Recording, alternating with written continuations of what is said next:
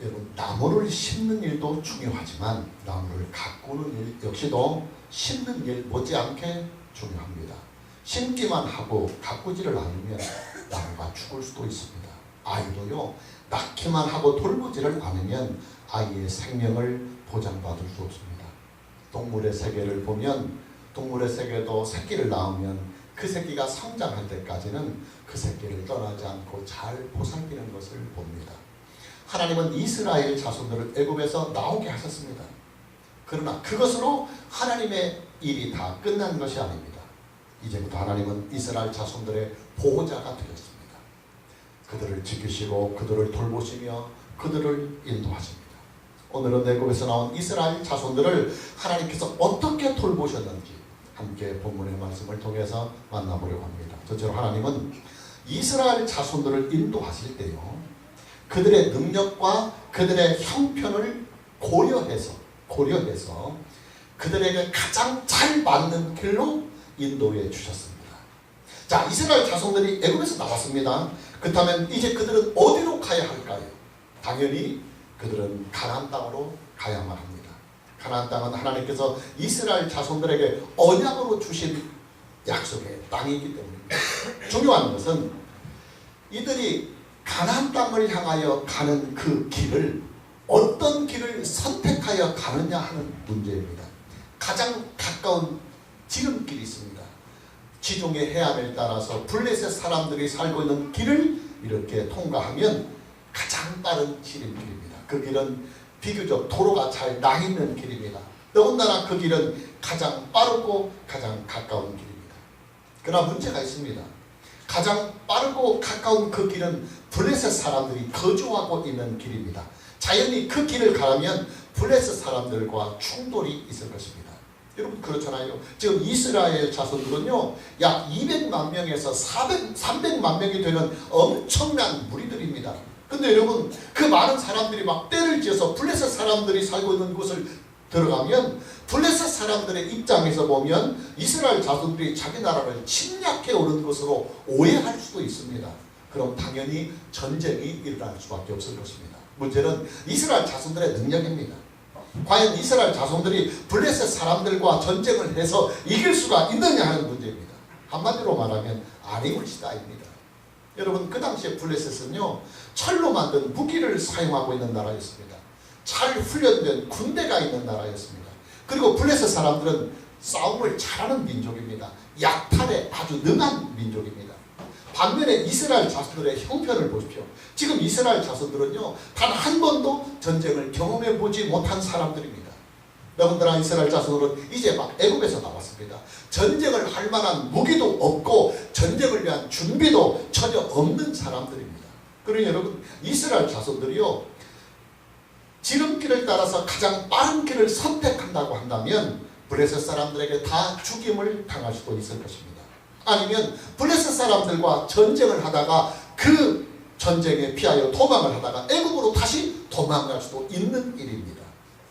오늘 본문 17절 말씀을 보면 바로와 백성을 보낸 후에 블레셋 사람의 땅의 길은 가까울지라도 하나님이 그들을 그 길로 인도하지 아니하셨으니, 이는 그 이유는 하나님이 말씀하시기를 이 백성이 전쟁을 하게 되면 마음을 돌이켜 애굽으로 돌아갈까 하셨습니다. 하나님은 이스라엘 자손들의 능력과 그들의 형편들을 다 알고 계십니다.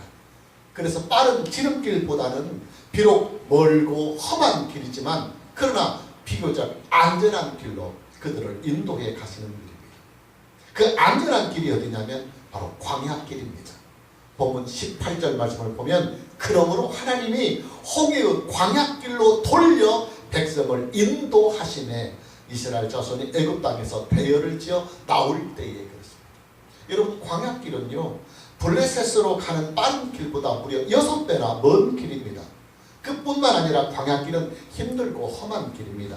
거의 대부분이 사막으로 덮여있고 황량한 허벌판입니다. 심한 곳은 물 한 포기도 없고 물 한 방울이 없습니다. 거기에다가 여러 종류의 독충들과 그리고 벌레들이 많은 곳입니다. 그러나 한 가지 장점이 있습니다. 전쟁의 위험은 매우 적다는 것입니다. 힘들고 어려운 길이지만 그러나 참고 견디기만 하면 얼마든지 살아서 갈 수 있는 땅이 바로 광야의 길입니다. 더군다나 이스라엘 자손들에게는 하나님의 은혜가 있습니다. 하나님께서 그들과 함께 하시는 하나님의 능력이 그들 가운데 있습니다. 여러분, 하나님의 판단은 이렇습니다. 아무리 빠른 길이라 할지라도 그 길이 위험천만한 길이라고 한다면 좀 힘이 들고 돌아서 가는 먼 길이라 할지라도 안전한 길을 이스라엘 자손들에게 주고자 하시는 것입니다. 그리고 여러분, 하나님께서 저와 여러분의 인생길을 인도하실 때요, 항상 우리가 처해 있는 형편과 우리의 능력을 고려해서 하나님은 가장 안전한 길로 우리의 인생을 인도해 가십니다. 여러분도 알다시피 저는 소문난 길치입니다. 길에 대해서는 너무나 눈이 어둡습니다. 몇 번을 간 길도 저는 자주 헤맵니다. 차에 내비가 있어도 내비를 볼지 몰라가지고 내비를 보면서도 헤맬 때가 많아요. 저 같은 길치에게는 고속도로가 최우선입니다. 그리고 그 다음이 큰 길입니다. 저 같은 사람에게 복잡한 골목길은요, 아주 쥐약입니다. 자, 하나님께서 제 갈 길을 인도해 주신다고 해봅시다.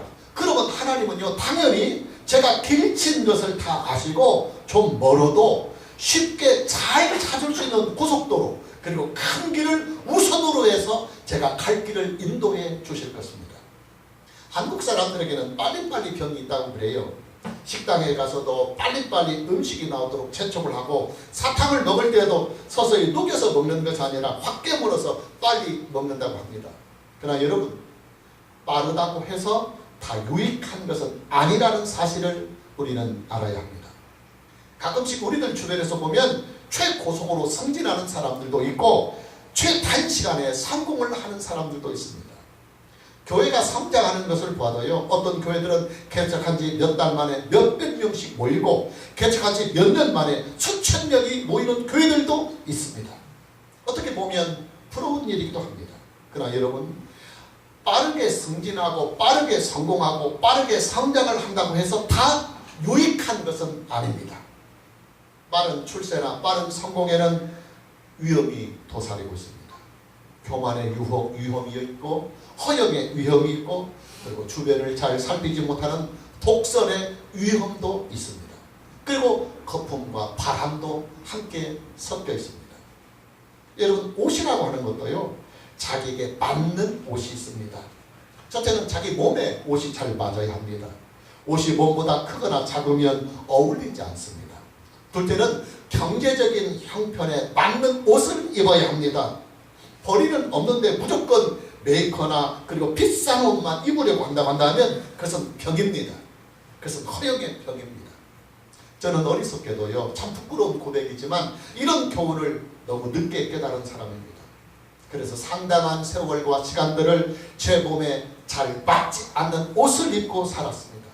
제 능력과 제 형편을 모르고 너무 주제넘게 살아왔습니다. 몇 년 전에야 비로소 깨달았습니다. 분수에 맡겨, 주제에 맞게 살고, 그리고 형편에 맞게 살자고 말합니다.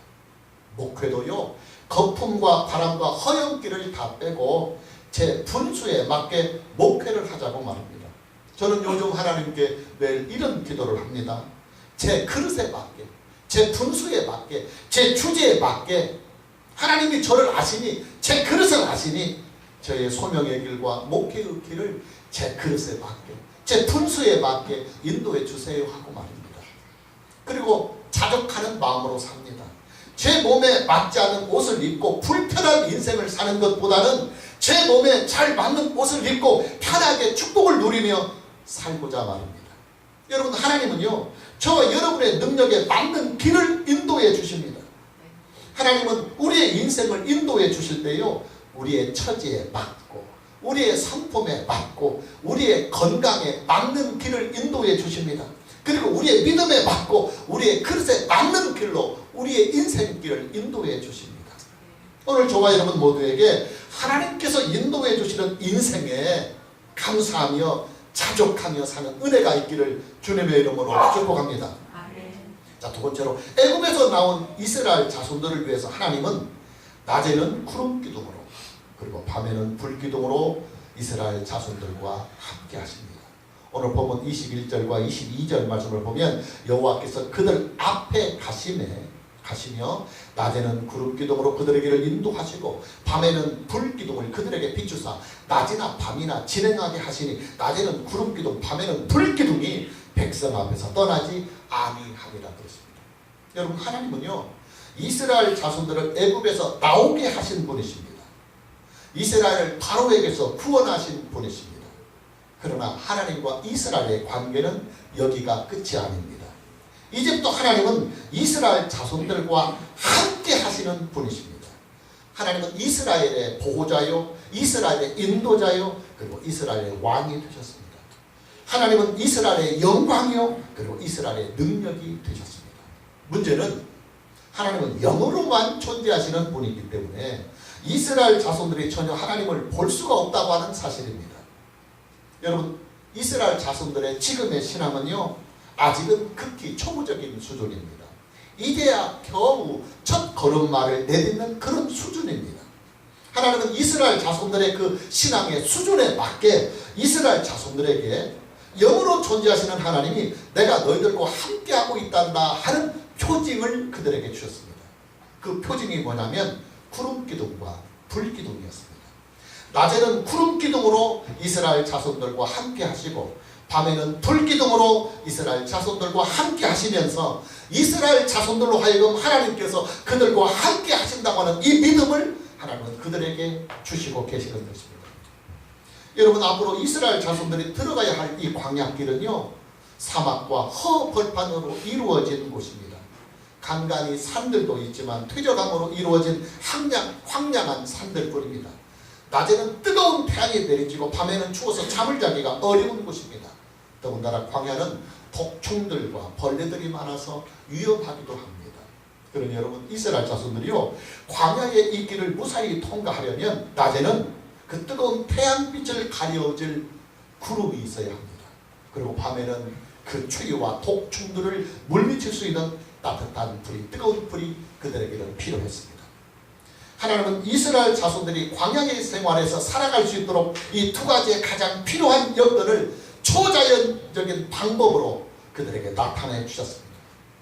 낮에는 구름기둥으로 뜨거운 태양빛을 덮어서 서늘한 그늘을 그들에게 만들어 주셨습니다. 그리고 밤에는 불기둥이 이스라엘 자손들을 비추면서 추위를 이기고 독충들이 접근하지 못하도록 하나님은 이스라엘 자손들을 보호해 주셨습니다. 오늘 본문 말씀을 보면 구름기둥과 불기둥이 이스라엘 자손들에게 어떤 역할을 하고 있는지 본문의 말씀에 소개되고 있습니다. 첫째는 구름기둥과 불기둥은 이스라엘 자손들 앞에서 이스라엘 자손들을 진두지휘하고 있습니다.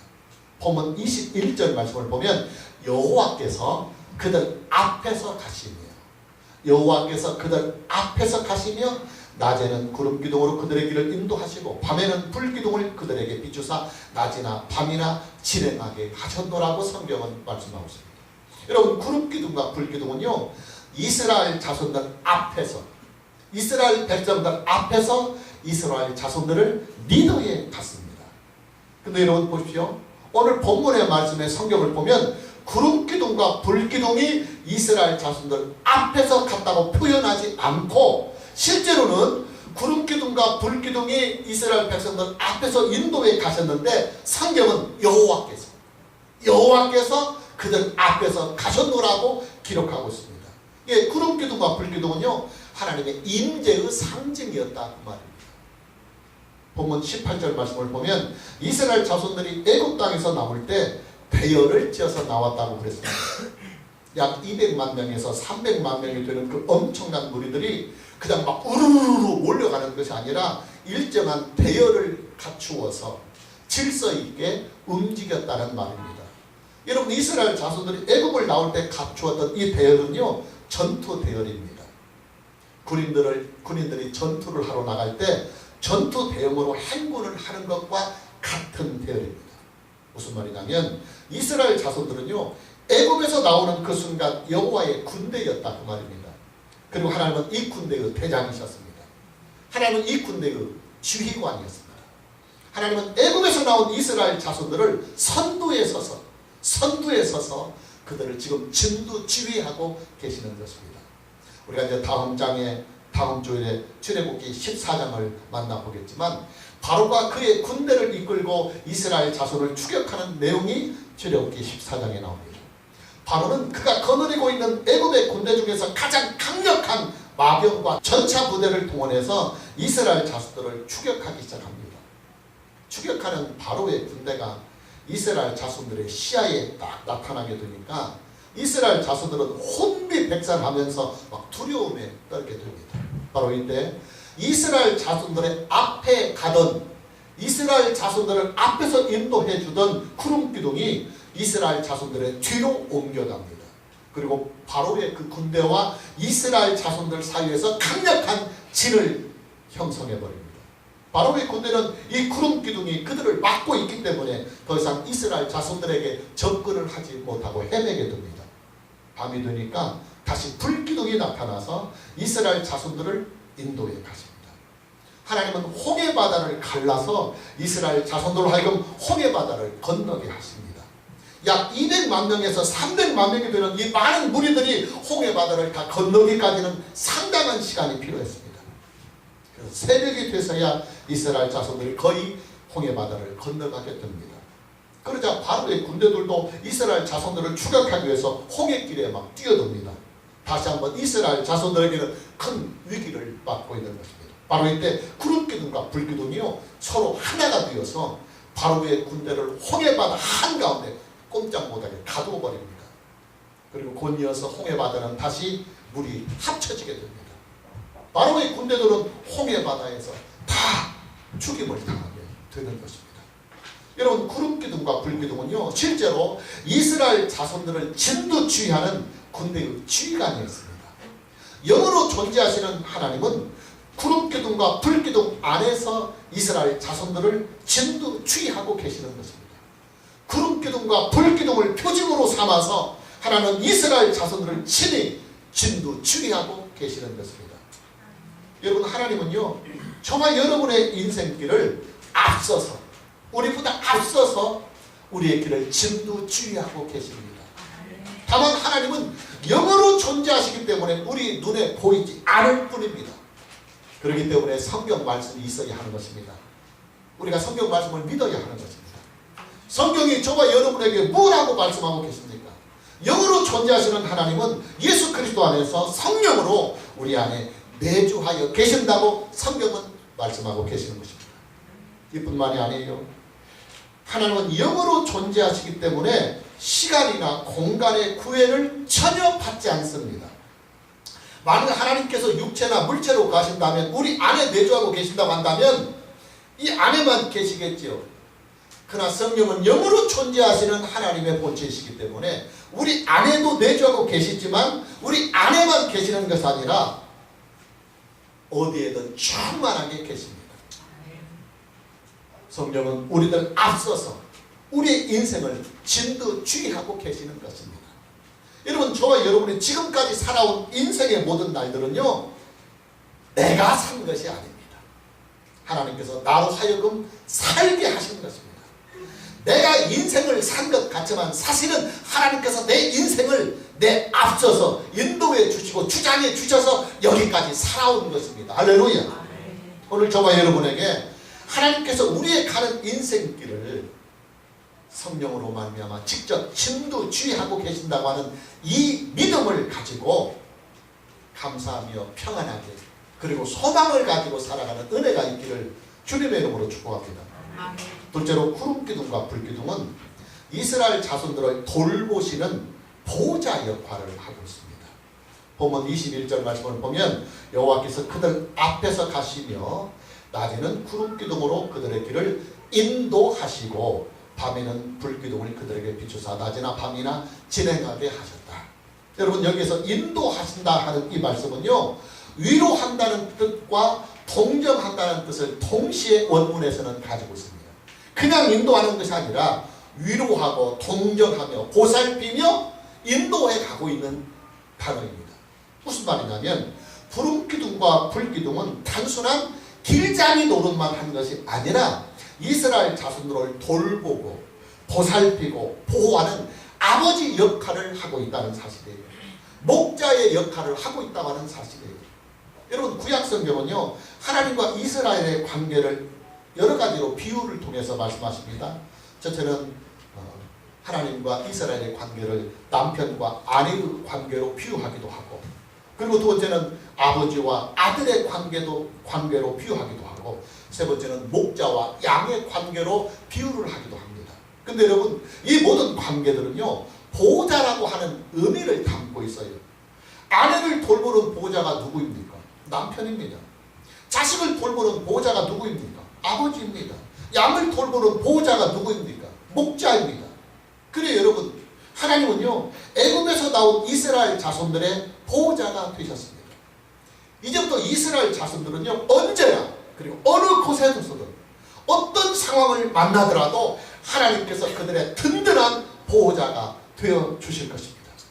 다만 하나님은 영으로 존재하시기 때문에 이스라엘 자손들의 눈에 보이지를 않으니까 하나님께서 그들과 함께 하시며 그들의 아버지요 그들의 목자요 그들의 남편으로서 든든한 보호자가 되심에도 불구하고 하나님이 영으로 존재하시기에 안 보이니까 그들이 하나님을 믿지 아니할 수도 있고, 그들이 위기가 오고 상황이 어렵게 되면 불안에 빠지고 두려움에 빠질 수 있으니까 그들에게 하나님이 함께 하신다는 표징을 주시기 위하여 구름기둥과 불기둥을 표징으로 삼아서 이스라엘 자손들과 함께하고 있다 그 말입니다. 여러분 인생은요 보호자가 든든하면 그만큼 안전하고 평안합니다. 천하를 다 뒤져도 하나님보다 더 든든한 보호자는 없습니다. 하나님보다 더 확실하고 진실하고 능력 있는 보호자는 우주를 다 통틀어서 존재하지 않습니다. 하나님께서 저와 여러분의 보호자로 계십니다. 하나님께서 예수 그리스도 안에서 저와 여러분의 아버지가 되시고 그리고 남편이 되시고 목자가 되셔서 든든히 우리를 지켜주고 계시고 보살펴주고 계시는 것입니다. 오늘 저와 여러분 모두에게 하나님 우리 아버지의 보호를 받고 사는 이 큰 은혜가 이 예배를 통해서 성령으로 말미암아 또 말씀 가운데 더욱 충만하게 회복되는 은혜가 있기를 주님의 이름으로 축복합니다. 세 번째로 구름기둥과 불기둥은 이스라엘 자손들에게 하나님께서 그들과 늘 함께 하시는 표징이었습니다. 본문 22절 말씀을 보면 낮에는 구름기둥 밤에는 불기둥이 백성 앞에서 떠나지 아니하니라 그랬습니다. 여러분 사람에게 외로움이라고 하는 이 존재는 아주 무서운 적입니다. 내가 홀로 있다고 하는 느낌을 받는 순간 인간은 절망하게 됩니다. 가도 끝이 보이지 않는 그 사막길 광야길 한가운데서 이스라엘 자손들이 얼마나 외로움을 느끼고 있겠습니까? 먹을 음식도 없지요. 마실 물도 없지요. 그렇다고 해서 확실한 미래가 보이는 것도 아직은 아닙니다. 어쩌면 이스라엘 자손들은요 그들 스스로를 사막 한가운데 버려진 존재로 자기 자신들을 인식하고 있을는지도 모를 것입니다. 하나님께서 눈에 보이기라도 한다면 눈에 보이는 하나님을 믿고 의지하면서 광야길을 갈 수 있겠지요. 그러나 그들에게 하나님은 보이지 않았습니다. 감사하게도 그들에게는 구름기둥과 불기둥이 있었습니다. 낮에는 구름기둥이 늘 그들과 함께 하고 있었고 밤에는 불기둥이 그들과 늘 함께 하고 있습니다. 구름기둥과 불기둥은 어느덧 그들과 하나가 되었습니다. 그들은 보이지 아니하는 하나님을 눈에 보이는 구름기둥과 불기둥으로 표적을 삼고 그들의 인생길을 하나님께 맡길 수가 있었던 것입니다. 여러분 하나님은요 임마누엘 하십니다. 늘 항상 우리와 함께 하시는 하나님이십니다. 다만 하나님은 영으로 존재하시기 때문에 우리의 눈에 보이지를 않을 뿐이지 사실은 하나님께서 우리와 늘 함께 하시는 임마누엘이십니다. 그래서 성경 말씀이 필요한 것입니다. 성경 말씀이 존재하는 것입니다. 우리는 성경 말씀을 믿어야 합니다. 여러분 성경이 우리에게 뭐라고 말씀하고 계십니까? 하나님께서 우리와 함께 하신다고 성경은 선포하고 성경은 우리에게 말씀하고 성경은 우리에게 약속하고 있습니다. 예수 그리스도 안에서 성령으로 말미암아 내가 너와 함께 하노라고 성경은 우리에게 약속하고 말씀하고 계시는 것입니다. 그러니 우리는요 성경 말씀을 믿고 하나님께서 언제나 늘 나와 함께 하시고 계신다고 하는 이 믿음을 우리는 가져야 합니다. 그리고 그 믿음 안에서 우리 인생을 하나님께 맡기고 의지하여야 합니다. 그래야 우리의 인생에, 우리의 삶에 희망이 있습니다. 그리고 평안이 있습니다. 오늘 저와 여러분 모두에게 하나님께서 나와 함께 하신다고 하는 이 믿음으로 인생을 살아가는 은혜가 있기를 주님의 이름으로 축복합니다. 자, 마무리합니다. 지금 저와 여러분에게는 구름기둥도 없고 불기둥도 없습니다. 있을 이유가 전혀 없고 있을 필요도 전혀 없기 때문입니다. 왜냐? 지금 저와 여러분들에게는 성령 하나님께서 직접 우리에게 오셔서 우리와 함께하고 계시기 때문입니다. 여러분, 구름기둥과 불기둥은 하나님의 본체가 아닙니다. 그러나 지금 저와 여러분에게 오신 성령 하나님은 하나님의 본체이십니다. 하나님의 본체가 우리에게 오셔서 지금 우리와 함께하고 계시는 것입니다. 다만 성령 하나님은 영으로만 존재하시기 때문에 우리의 눈에 보이지 않을 뿐입니다. 자, 그럼 성령 하나님께서 우리와 함께 하신다고 하는 이 사실을 우리가 어떻게 알 수 있겠습니까? 오직 성경 말씀으로만 알 수 있습니다. 할렐루야. 성경 말씀이 성령 하나님께서 나와 함께 하신다고 하는 이 사실을 우리에게 보증해 주고 있습니다. 여러분, 많은 사람들이요, 성령께서 나와 함께 하신다고 하는 이 사실을 표적에서 찾으려고 합니다. 방언을 한다든가 은사를 받는다든가 아니면 신비한 영적인 체험들을 통해서 성령 하나님께서 나와 함께 하신다고 하는 이 사실을 믿고 찾으려고 합니다. 그러나 여러분, 저와 여러분의 믿음은 표적을 믿는 믿음이 되어서는 안 됩니다. 오직 성경으로만 믿는 믿음이 되어야 됩니다. 왜냐하면 하나님의 존재를 우리에게 보증해주는 보증서는 성경 말씀이지 표적이 아니기 때문입니다. 여러분, 표적은요 다분히 주관적이며 개인적입니다. 그러나 성경은 절대적인 하나님의 진리입니다. 정확하고도 오류가 전혀 없는 유일하게 존재하는 하나님의 진리요 하나님의 말씀이며 신앙과 인생의 교과서입니다. 저와 여러분의 믿음은 당연히 오직 성경이어야 합니다. 표적은 우리의 믿음을 보증해 주지 못합니다. 이것은 절대적인 진리가 아니며 하나님이 약속해 주신 말씀이 아니기 때문입니다. 그러나 성경은 우리의 믿음을 확실하고도 안전하게 그리고 영원히 보증해 주는 보증서입니다. 할렐루야. 우리가 성경을 믿을 때 그 성경 말씀이 우리를 지켜줍니다. 성경 말씀이 우리를 인도해 주십니다. 성경 말씀이 저와 여러분 모두에게 평안과 희망을 주고 그리고 믿음을 주는 것입니다. 오늘 저와 여러분 모두에게 오직 성경으로 믿는 은혜가 있기를 주님의 이름으로 축복합니다. 그리고 오직 성경으로 인생을 사는 은혜가 있기를 주님의 이름으로 축복합니다. 찬양합니다.